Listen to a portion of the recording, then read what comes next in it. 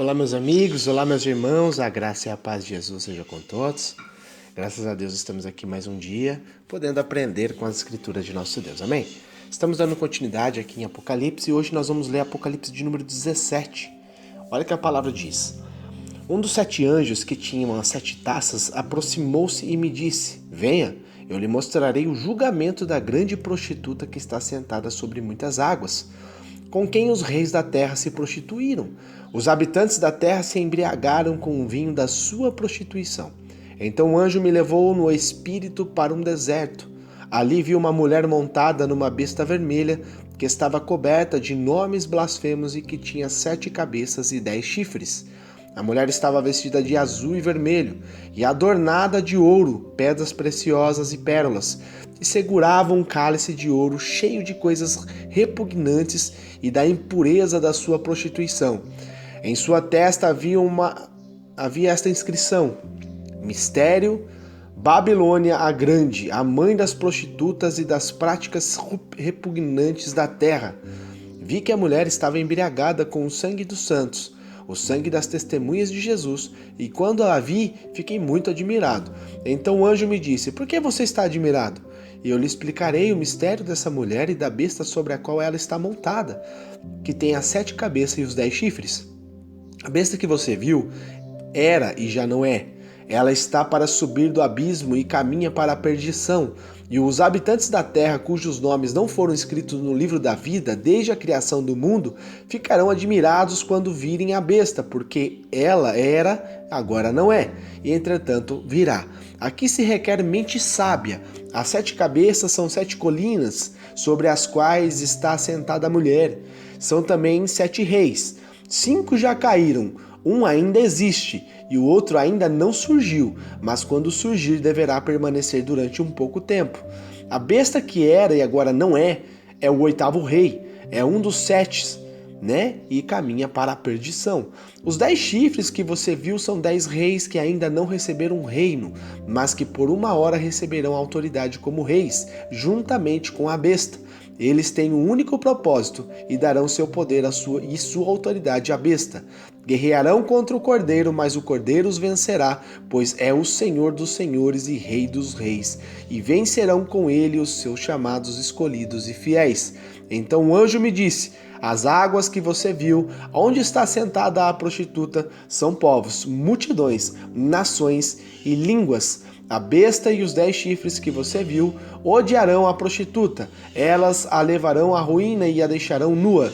Comerão a sua carne e destruirão com fogo, pois Deus colocou no coração deles o desejo de realizar o propósito que ele tem, levando-os a concordarem em dar à besta o poder que eles têm para reinar, até que se cumpra as palavras de Deus. A mulher que você viu é a grande cidade que reina sobre os reis da terra. Amém, pessoal? Graças a Deus a gente vê que aqui nós vamos abordar muito a respeito da grande Babilônia, né? Eu dei uma introdução bem resumida a respeito do que significa a grande Babilônia, né? Em termos desse poder, dessa autoridade que vai ser levantada, né? Esse povo que vai seguir essa besta, que vai seguir, né? Esse domínio, essa autoridade.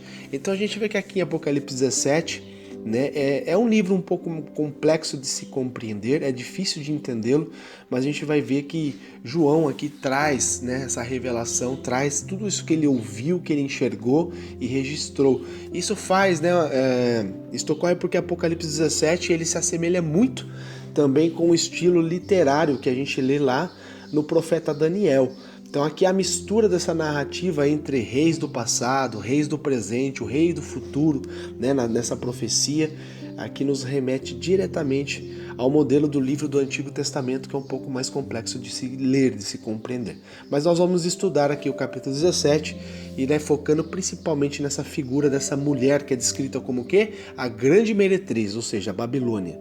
Né? Sei que esse texto aqui vai ser um pouquinho complexo, mas a gente vai se esforçar para entender e ver as importâncias, né, que tem esse tema para a Igreja de Cristo. Então ele diz assim, Babilônia, ou seja, a mãe das meretrizes.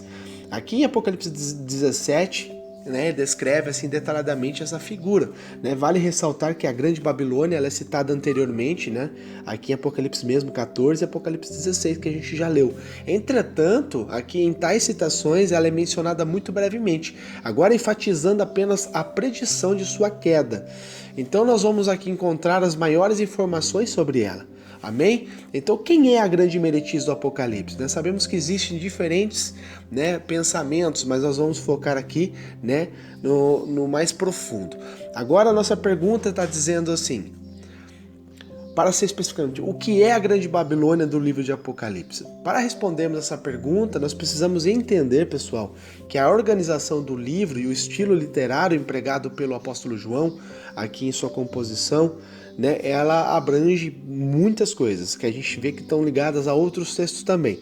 Então, Apocalipse 17, ela inicia aqui uma nova divisão paralela do livro, né? Ou seja, o apóstolo João irá registrar pela sexta vez a mesma história, porém por um ângulo diferente.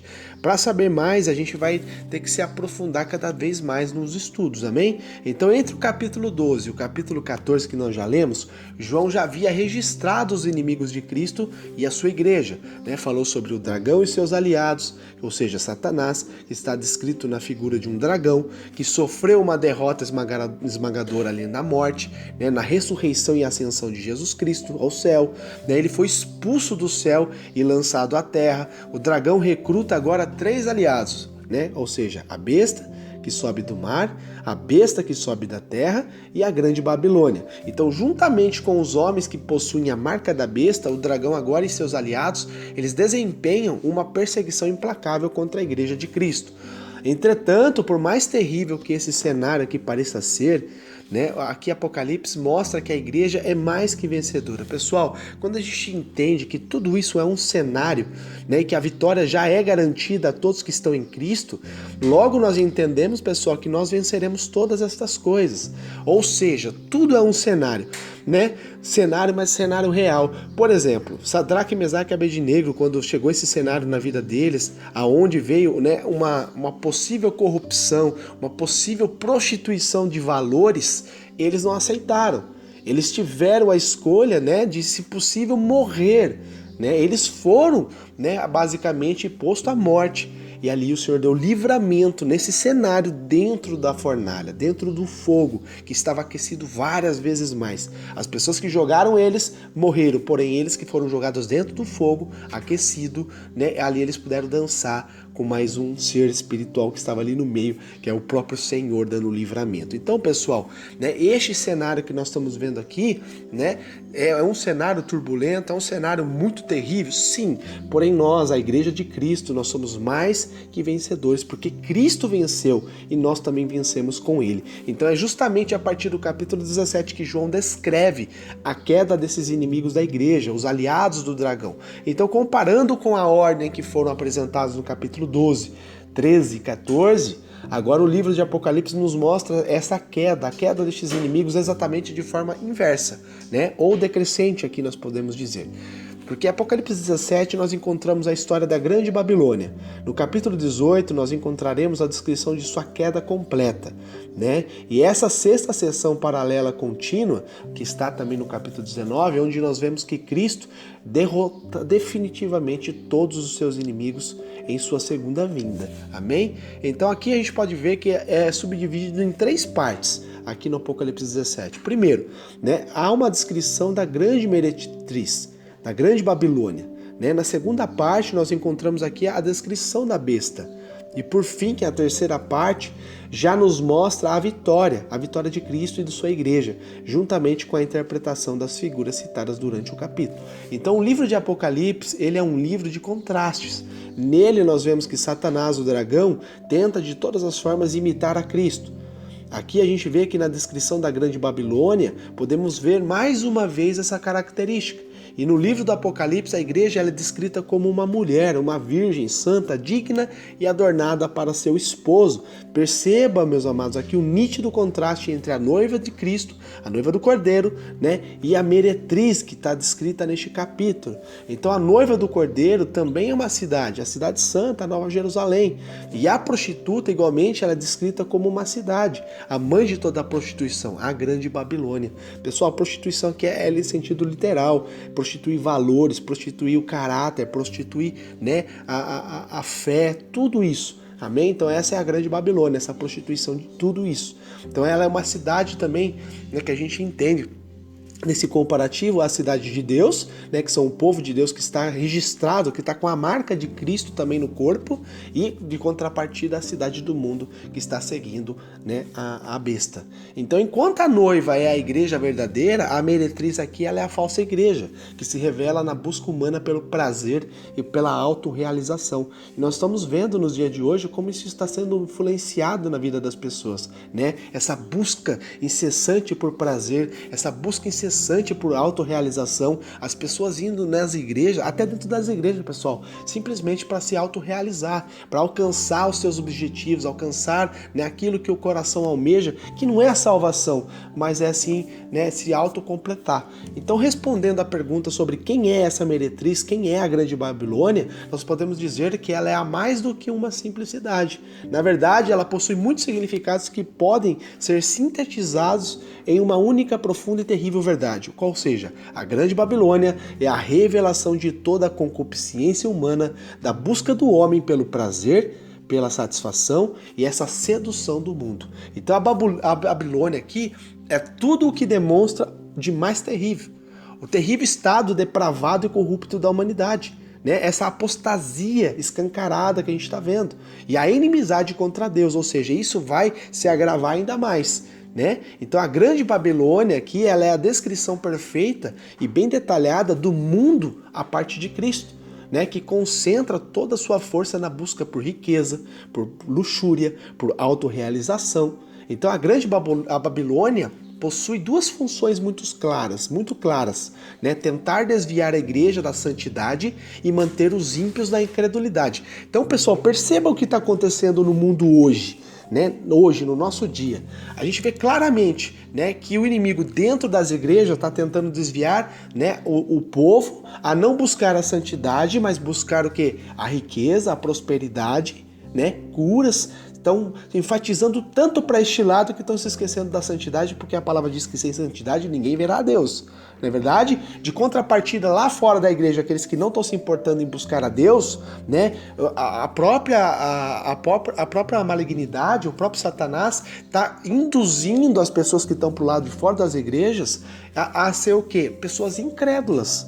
Né? Não acredito em nada, tá tudo bem, tô vivendo minha vida de qualquer jeito e assim vai por diante, tô trabalhando, tendo o que comer, tendo o que fazer, tá ótimo. Então o inimigo tá alimentando essa incredulidade neles, né? Essas escamas para que eles não vejam que existe um Deus que enviou seu Filho para salvar a humanidade. Todo que nele crer não vai perecer, mas vai ter vida eterna. Então essas pessoas não acreditam nisso. Já as pessoas que estão dentro da igreja, elas estão sendo seduzidas, né, a desviar o foco, que é buscar a Cristo, buscar a santidade, buscar em oração, né, para simplesmente a pessoa ir atrás de benefícios. Então a meretriz aqui, ela é um poderoso sistema mundano. Amém? Isso já está ocorrendo, pessoal. Isso já está rodando, né? As pessoas hoje estão tão assim insensíveis aos sinais, tão insensíveis a todas essas coisas que estão acontecendo, que sutilmente elas nem percebem, né? E esse poderoso sistema mundano, né, a serviço de Satanás, está aplicando isso tanto dentro das igrejas quanto fora da igreja. Então a Babilônia, ela seduz a humanidade a prestar culto ao sistema satânico e se submeter também ao dragão e adorar a besta. Amém? Então isso é o que vai acontecer, pessoal. Vai ter literalmente uma grande divisão, onde pessoas que não vão se vender, não vão se prostrar, que tem a marca do Senhor, e outras pessoas que simplesmente vão se corromper, né, por se satisfazer, por ter condições, né, de comprar, vender e ter uma vida íntegra no pensamento dele, mas vão ter que servir, né, a besta, vão ter que servir a esse sistema de Satanás. Então vamos lá, a descrição da meretriz e a Grande Babilônia. Ele diz assim: ela é uma prostituta, prostitui valores, prostitui tudo. Como nós já dissemos, isso mostra todo o contraste entre ela e a noiva do Cordeiro, da santidade e da prostituição, amém? Então ela está assentada sobre muitas águas. Isso significa, pessoal, que ela possui influência mundial. Essas águas aqui, a gente pode entender, né, nesse âmbito espiritual, que significa cidades, governos, mundialmente dizendo, pessoas, povos, né? Ela está assentada sobre toda a humanidade. Essas águas significam a humanidade. O próprio versículo 15, né, desse capítulo 17 que nós estamos lendo, ele nos esclarece isso ao dizer que as águas onde ela está assentada, a prostituta se está assentada, são que? Povos, multidões, nações e línguas. Já traz a tradução. Então a Grande Babilônia é um sistema de proporções mundiais que demonstra uma cultura contra Deus. Amém? A blasfêmia, a incredulidade, isso tudo é contra Deus. A gente vê que ele vai dizendo aqui, os reis da terra fornicaram com ela, bem como os habitantes da terra que se embriagaram com o vinho de sua fornicação. Os reis da terra, pessoal, são os governantes deste mundo. Né? São as autoridades, são nações, são povos, são líderes, né? Tanto comercialmente dizendo, religiosamente e governamentalmente. Então tudo tem líderes, né? Líderes que atuam em todas essas áreas e eles serão dominados, eles serão embriagados, prostituídos com ela, né? Isso significa, né, claramente esses governantes aqui da terra que buscam de forma desenfreada esse prazer que é o sinônimo da prostituição. Então eles se embriagam aqui no vinho de devassidão e da meretriz. O termo grego traduzido por devassidão é porneia. Eu acredito que você já ouviu falar nesse termo, porneia. Este termo pode ser aplicado de maneira bem ampla e significa literalmente prostituição. Amém? Então ele continua, ele vai falando, olha só, a grande meretriz aparece sentada sobre a besta que tinha 7 cabeças e 10 chifres. Esse animal que aparece no versículo 3, pessoal, é a primeira besta mencionada lá no capítulo 13, a besta que subiu do mar. Então essa besta aqui, ela representa os governos mundiais, né, de maneira geral, literal, ou seja, todo o poder econômico, político e militar. Isso nos mostra, né, a sincronia que há entre a besta e a prostituta, né, de forma com que a busca pelo prazer é a motivação para todas as outras ações malignas deste mundo, né? Juntas, a besta aqui e a prostituta são instrumentos nas mãos de Satanás. Amém? Então a gente vai vendo que João continua declarando. Ele fala assim, olha, ela estava vestida de púrpura, escarlata, adornada de ouro, pedras preciosas e pérolas. O tipo de roupa descrito por João se refere aqui a trajes finíssimos, né? Trajes caros, usualmente utilizados por senadores, né? A elite ali de Roma, né? Da sua época. Então as pedras preciosas, ela demonstra aqui toda a riqueza, toda a luxúria, toda a ostentação por essa mulher. Então é uma descrição completa aqui do mundo, né? Que vive aqui, o mundo ímpio, né? Que vive em função de suas conquistas, riquezas, poder, vanglória, glórias, né? Então é isso que a gente está entendendo que João está descrevendo. E ele continua, ele fala assim, olha, ela segurava um cálice de ouro, repleto de coisas repugnantes e da impureza da sua prostituição.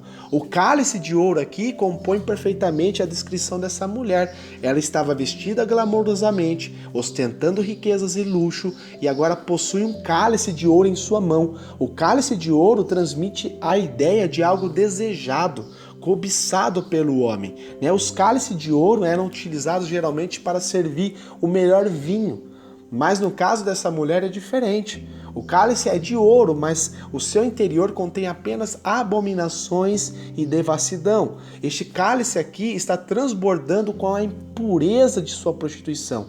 Aqui podemos perceber que todo esse modo de vida prazeroso que o mundo oferece aos homens é, na verdade, mundano e depravado. É um modo de vida que afronta, né, os princípios de Deus.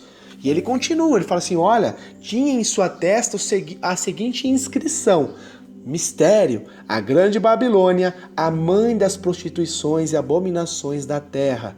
No versículo 5, João está registrando o nome dessa mulher. Ele escreve aqui que esse nome estava em sua testa. Essa descrição combina com um costume da época em que as prostitutas do Império Romano, né, elas usavam um tipo de pequena faixa ao redor da cabeça que continha o seu nome, né, num tipo de exibição de sua própria desonra. O nome dessa meretriz é Babilônia. Essa Babilônia não é literalmente a cidade histórica, nem qualquer outra cidade específica do mundo, muito menos uma futura cidade que será reconstruída. Esse nome é uma referência direta a tudo o que a Babilônia simboliza, né? Desde a sua função, né, que a gente está vendo ainda como Nimrod, lá na edificação primitiva dessa cidade, até o seu posto de maior império do mundo nos dias de Nabucodonosor, a gente vê que Babilônia, ainda como Babel, foi edificada puramente nas bases do pecado, né? A própria Torre de Babel também era um símbolo direto da loucura do homem contra Deus. E o propósito da torre era eternizar o nome dos habitantes de Babel. E caso ocorresse novamente um dilúvio, eles poderiam subir pela torre até o céu e se vingar do próprio Deus. Olha o entendimento que aqueles homens tinham. Olha o que eles maquinavam no coração. É terrível, né? Você vê assim a soberba, você vê a maldade do coração. E depois de Babel, pessoal, Babilônia também ressurge poderosa, né? Novamente na narrativa bíblica com Nabucodonosor, que estava exilando o povo judeu. Então logo, né, a Babilônia representa na Bíblia tudo aquilo que é mais perverso. Ela é o berço do paganismo, né, da falsa religião, da prostituição de valores, da busca pelo prazer desenfreado, né, da perseguição ao povo de Deus, da sã doutrina. Isso tudo significa a Babilônia. Nos dias de João, essa mulher, ou seja, a Babilônia, claramente podia ser vista na cidade de Roma, uma cidade que era conhecida naquele tempo como cidade dos prazeres. Roma era a fonte de todo tipo de idolatria. A gente vê que até nos dias de hoje ainda se fala, né, sobre deuses, sobre mitologia. Então era depravado, pessoal, né? Era simplesmente um lugar de depravação, né? De modo que os cristãos verdadeiros eram chamados de ateus por não adorarem os muitos deuses do paganismo romano. Então eles também eram acusados de serem antissociais, pois não participavam da vida social ofertada por aquele sistema, né? A gente vê Pedro dizendo isso, pessoal, e é muito forte quando a gente lê as escrituras de 1 Pedro 2,12, que Pedro enfatiza dizendo assim: olha, tendo o vosso viver honesto entre os gentios, para que naquilo em que falam mal de vós, como de malfeitores, glorifiquem a Deus no dia da visitação, pelas boas obras que em vós observem. Então, pessoal, Pedro está deixando bem claro, olha, não se corrompam, né? Vivem de uma forma honesta entre os pagãos, entre os gentios, entre aqueles que não conhecem. Então, pessoal, literalmente a palavra de Deus está dizendo assim, ó, não vai, né, como Maria vai com as outras, não vai como o vento bate que você vai caminhando, não. Tenha a sua convicção, sabe, inabalável, né? Mantenha a sua fé inabalável. Você pode estar no meio de um monte de pessoas incrédulas, um monte de pessoas que blasfemam contra Deus, mas mantenha-se firme, né? Tenha aqui o seu testemunho de vida impecável, né? Pelas boas obras que em vós observem. As pessoas vão observar que você está vivendo de uma forma honesta, que você está sendo, né, uma pessoa verdadeira e íntegra à palavra de Deus. Mantenha-se firme, amém? Então, as influências mundanas dessa cidade, ela era corrompida, né? Ela corrompia e estavam entrando até mesmo dentro das comunidades cristãs. E a gente vê que nos dias de hoje não é diferente. A gente vê que muitas igrejas estão se corrompendo, pessoal. Simplesmente para manter fiéis, manter pessoas dentro da sua igreja, elas estão invertendo valores, estão colocando, né, a humanidade acima da palavra de Deus. A gente vê que muitas igrejas estão adotando sistemas, né, de pregações que estão ali, né, inflando o ego da pessoa, fazendo com que a pessoa saia de lá deslumbrada porque ela simplesmente ouviu o que ela queria ouvir. E na verdade, pessoal, a palavra de Deus, a sã doutrina, nada mais é do que arrependam-se, santifiquem-se, orem, jejuem, esmurrem todo dia a sua carne para que você se santifique e agrade a Deus. Porque sem santidade ninguém verá a Deus. A sã doutrina, pessoal, para muitas pessoas é zumbido nos ouvidos, mas a palavra tem que ser pregada. Hoje a gente vê tantos pregadores tentando se reinventar para pregar, para trazer a atenção das pessoas, que na verdade nada mais é do que a gente nunca deveria ter esquecido, que é pregar a palavra verdadeira. A palavra não tem segredo, ela é simples e muito simples. Por ser muito simples a palavra de Deus, a gente vê que muitas das vezes os pregadores, pessoal, né, estão tentando achar novidades, algo novo, que na verdade a palavra ela nunca deveria ter sido esquecida, nunca deveria ter deixado de ser pregada. Amém? Não podemos deixar essas influências mundanas, pessoal, entrar dentro da igreja, entrar dentro do nosso lar. Não podemos. Não podemos, né, se permitir se corromper em nome de Jesus, né? Não podemos ceder a essas pressões, né? Que acaba o quê? Literalmente aceitando o que? Idolatria e imoralidades. A gente vê, pessoal, o homem hoje, né, idolatria não significa simplesmente olhar para uma imagem, idolatrar uma mulher, um homem, né, nomes do passado. Não é só isso que é idolatria. Tem muitos outros tipos de idolatria. Idolatria ao dinheiro, à luxúria, idolatria a filhos, entre outras coisas, pessoais. E tantas imoralidades também que corrompem o caráter do homem. Então aquela Roma lá, ela não existe mais. Porém hoje, onde quer que esteja, pessoal, a busca humana pelo prazer, seja por vícios, seja pela prostituição, seja pela luxúria, ganância, ali estará a Babilônia. E a gente vê que o homem hoje, pessoal, está sendo induzido, né? Só fazendo um paralelo aqui para descontrair, para vocês verem, né, a respeito do que está acontecendo, é que nem no desenho do Pica-Pau, quando você vê assim o Pica-Pau induzindo ali o Leôncio, induzindo ali, né, os outros personagens, que ele espeta ali um bife cheiroso e vai levando assim aquele cheiro ali, a pessoa vai sendo induzida, ela vai seguindo ali, mesmo sabendo que ela nem percebe que é uma armadilha. Então, pessoal, a Babilônia, esse sistema do mundo, está fazendo isso com as pessoas. Estão induzindo a pessoa pelo prazer, pela luxúria, pela prostituição. Tem pessoas hoje dentro da igreja, pessoal, que está se enriquecendo de uma forma tão grande e está falando assim, glórias a Deus, Deus é maravilhoso. E ela nem sabe que não é Deus que está dando a riqueza para ela, mas sim esse sistema da Babilônia.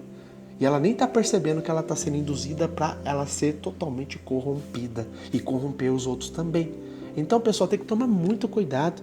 Deus enriquece o homem? Enriquece também, mas com propósito. Tudo tem um propósito. Tudo tem um propósito. Então, pessoal, vamos cuidar da nossa vida, amém? Vamos ter zelo pela palavra de Deus e viver de uma forma honrosa, amém? E João continua, ela estava ali embriagada do sangue dos santos e das testemunhas de Jesus. Que detalhe terrível, meus amados, é revelado aqui no versículo 6. O próprio apóstolo João ficou espantado com essa visão.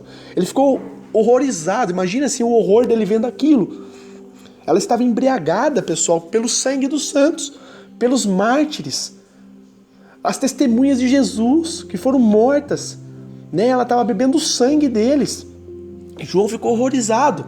Imagine você, né? E essa cena que João estava vendo, uma mulher vestida sensualmente, né? Com vestes finas e adornada por pedras preciosas e como uma identificação de prostituta em sua testa.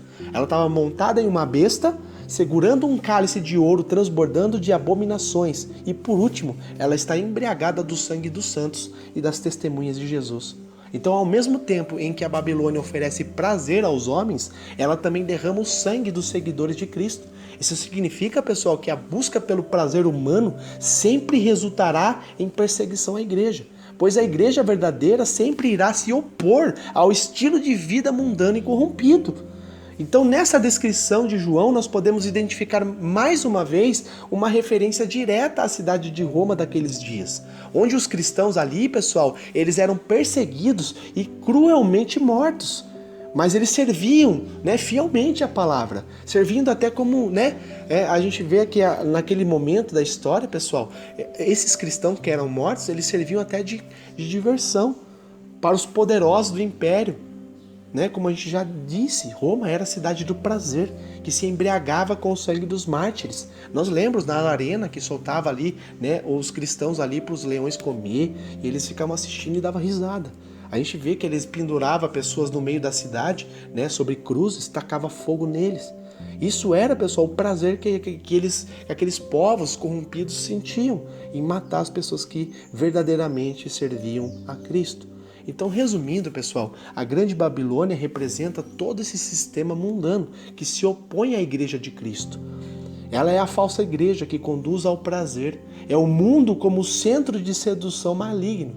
É a meretriz que sempre será oposto da noiva de Cristo. Então essa Babilônia, nos dias de João, ela estava personificada na igreja, né? Estava personificada na figura da capital do império, Roma, né? Essa Roma dos dias de João não existe mais, mas a Babilônia está presente em qualquer momento da história, inclusive nos dias de hoje, né? Onde houver, pessoal, a busca pelo prazer a qualquer custo, onde houver a perseguição aos servos de Deus, onde houver o sangue dos mártires sendo derramado, ali estará a meretriz com a sua sedução, ali estará a Babilônia com seu cálice de devassidão.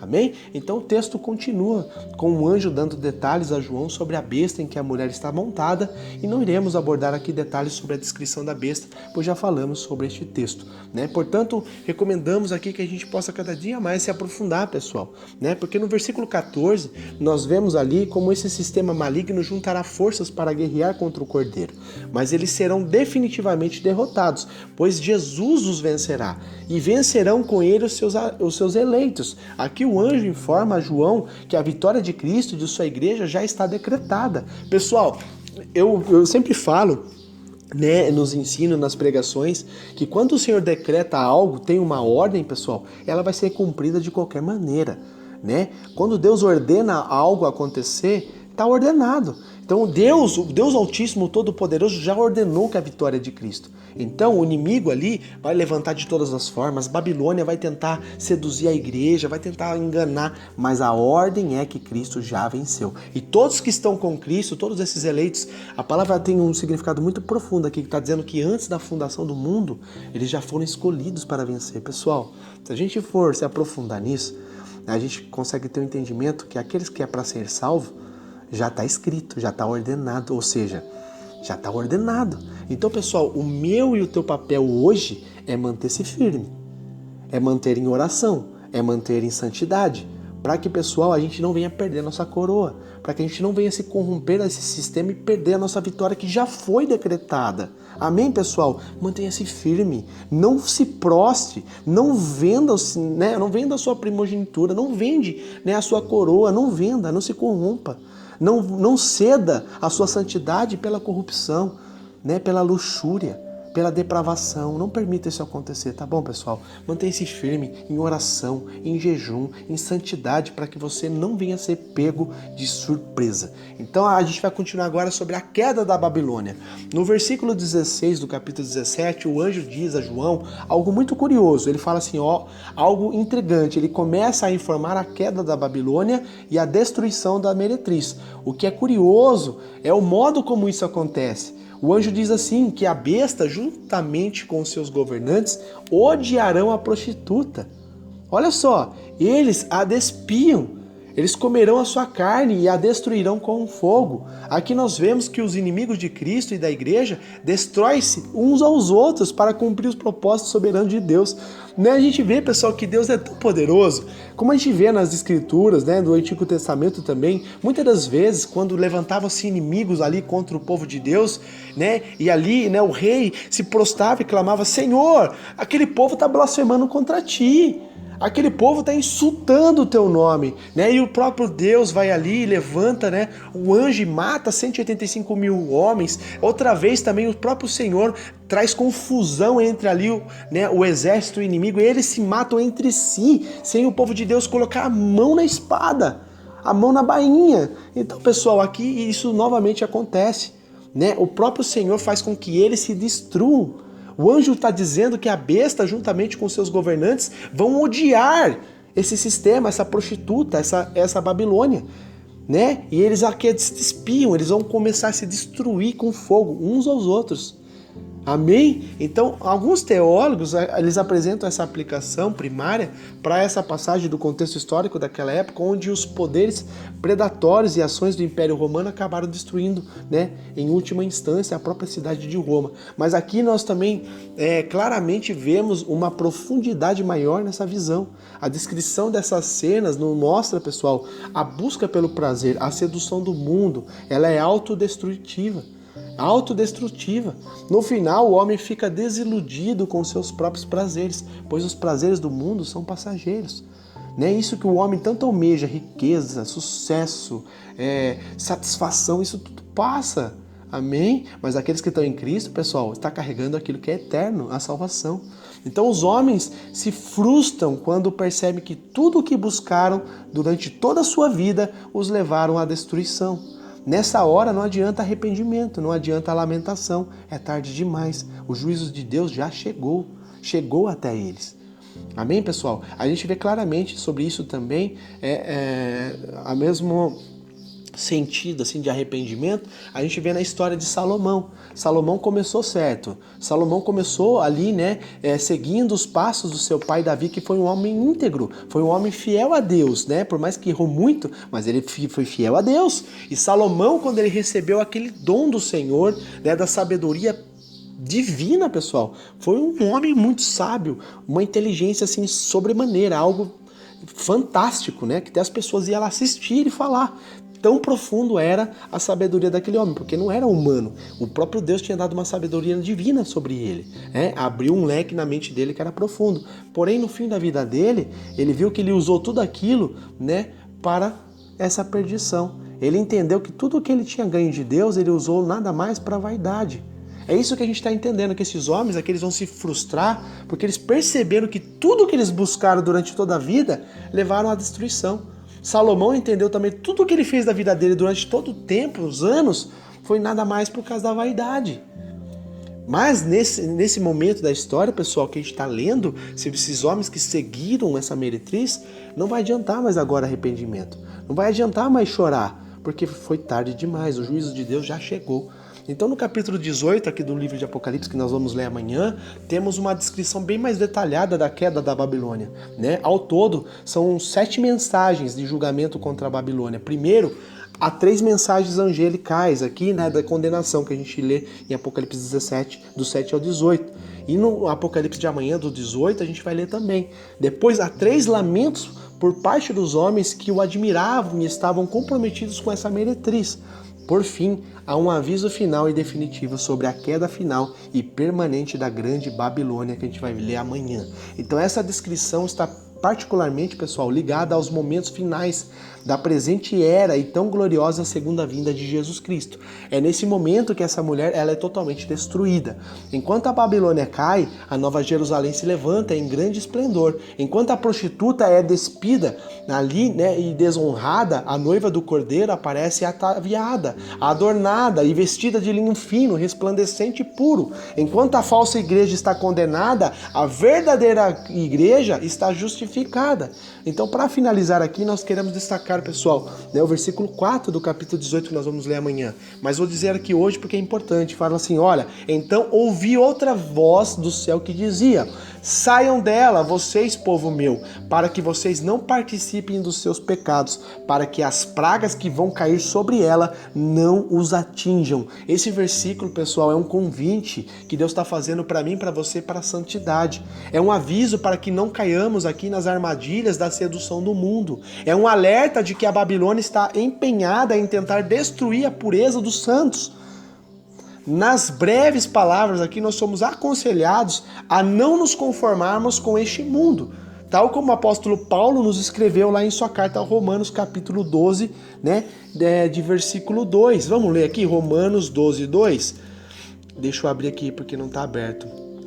12, 2. Olha que Paulo diz, pessoal: não se amoldem ao padrão deste mundo, mas transformem-se pela renovação da sua mente, para que sejam capazes de experimentar e comprovar a boa, agradável e perfeita vontade de Deus. Então, pessoal, Paulo está convidando aqui a todos os leitores, a todas essas pessoas, a não se amoldar a esse mundo, ou seja, não cair nesses enganos, nessas fábulas, não cair nessas seduções, porque é tudo passageiro, né? Nós temos que nos amoldar ao quê? Pela renovação da nossa mente, porque a gente aceitou a Cristo, nós fomos renovados, nós fomos agora trazidos de uma velha história para uma nova história, nós somos trazidos de um passado obscuro agora para um futuro brilhante, amém? Temos que nos renovar agora, nos renovar da palavra de Deus, para que aí sim nós sejamos capazes de experimentar e comprovar a boa, agradável e perfeita vontade de Deus. Amém, pessoal? Aqui cabe uma reflexão pessoal para cada um de nós. Será que nós estamos, comprando terrenos em Babilônia? Será que nós estamos construindo casas em Babilônia? Será que estamos tentando nos estabelecer sobre os recursos de Babilônia? Será que nós estamos nos portando como a noiva do cordeiro ou estamos seduzidos pela prostituta? É uma pergunta para nós mesmos. Eu sou cidadão da Grande Babilônia ou sou cidadão da Nova Jerusalém? Você tem que saber a resposta. Faça uma reflexão das suas atitudes, das suas prioridades, daquilo que você está fazendo com a tua fé, daquilo que você está fazendo com a tua vida. O que teu olho, os teus olhos estão brilhando para a Nova Jerusalém ou para a Babilônia? Ló, quando teve livramento, olhe para frente, olhe para o livramento, não olhe para trás. O que ficou para trás é para trás. A mulher dele olhou para trás e o que aconteceu?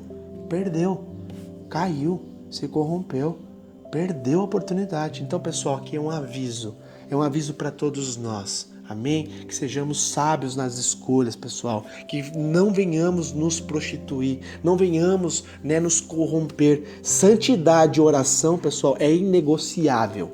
Se você não tiver santidade, não tem como você conhecer Deus. Não tem como você participar da família de Deus. Temos que ser santo como Ele é santo. Temos que ser perfeito como Ele é perfeito. Isso só conseguimos ter essa vida, esse estilo de vida, pessoal.